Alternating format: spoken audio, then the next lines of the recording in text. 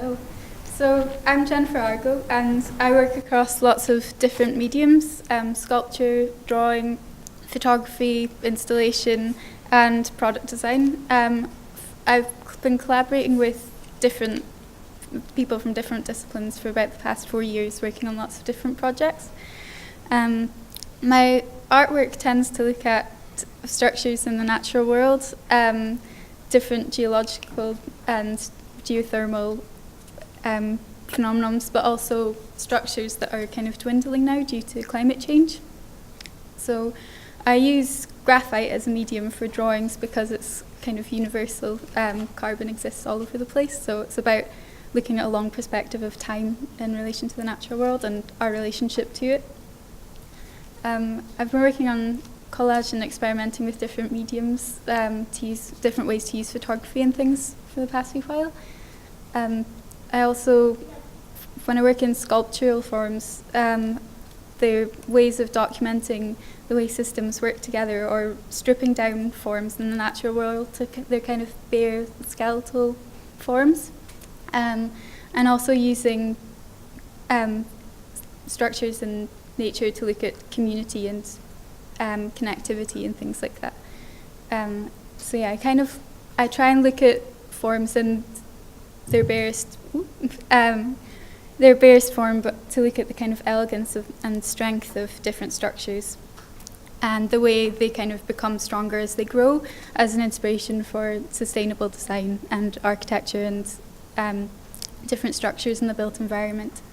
I also do one-off commissions for interior spaces, so it allows me to kind of combine art and design and working in the best way that will suit different spaces.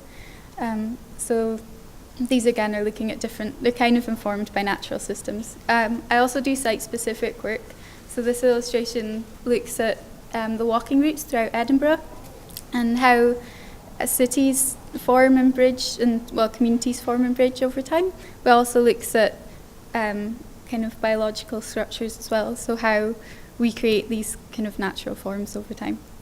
I always use photography as a starting point, so I take lots of field trips to different places around the world, documenting geological forms and also structures that are rapidly disappearing due to climate change and things, but also looking at their strength because they've lasted for millions of years, and it's interesting to see how the environment's constantly changing and using that as an inspiration for new work as well.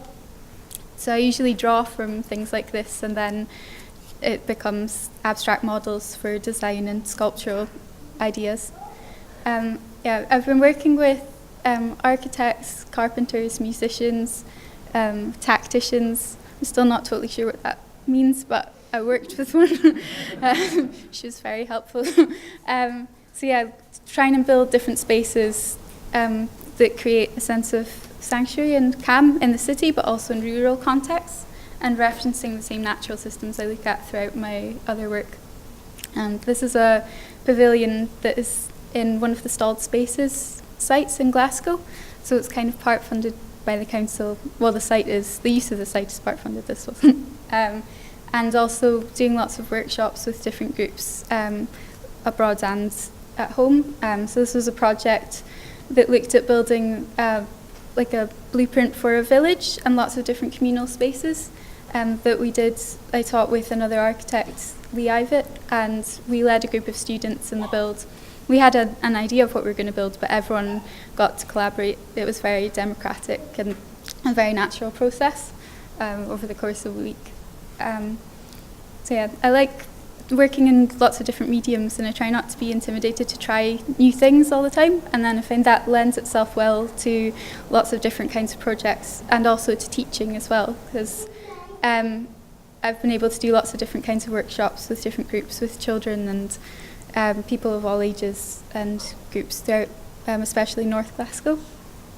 And like building, working outdoors, doing artwork, but also teaching them design processes as well.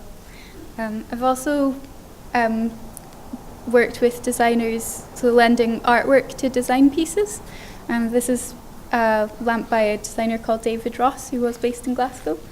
And I've also started making my own smaller product design pieces as another kind of revenue stream, but also as a way to test materials before I use them for sculptures and things, so I can kind of get to know how to use something properly, but then also try and make cool stuff along the way. Over the past month or two, I've been working in new resin and concretes and things, which has been interesting. The technicians at the studio are really used to getting weird and wonderful questions on a very regular basis, like where is the best place to use a blowtorch and what temperature is resin meant to reach, because it looks like it's about to explode. And so these are things that I didn't blow up, and they worked. And so it's really satisfying, especially when you're working with new materials a lot of the time. If you find a way to do something and consistently get it to work, then it's really rewarding. These are some of the things. This is part of the process that went towards making the things that are on show as part of the exhibition. Some planters, which are going to be like part of a bigger installation. Well, not these ones, but working towards a bigger installation for an exhibition, building a kind of Japanese-style, tranquil sanctuary space, like an indoors garden in a gallery. So we shall see how that goes. Working in different mediums for design work also lends itself to the artwork, because it gives me new modes to express conceptual ideas as well. So, like, working more delicately enabled me to express how the environmental phenomenon I'm looking at are disappearing, like how some areas are more delicate than others due to climate change and things like that. So yeah, thank you.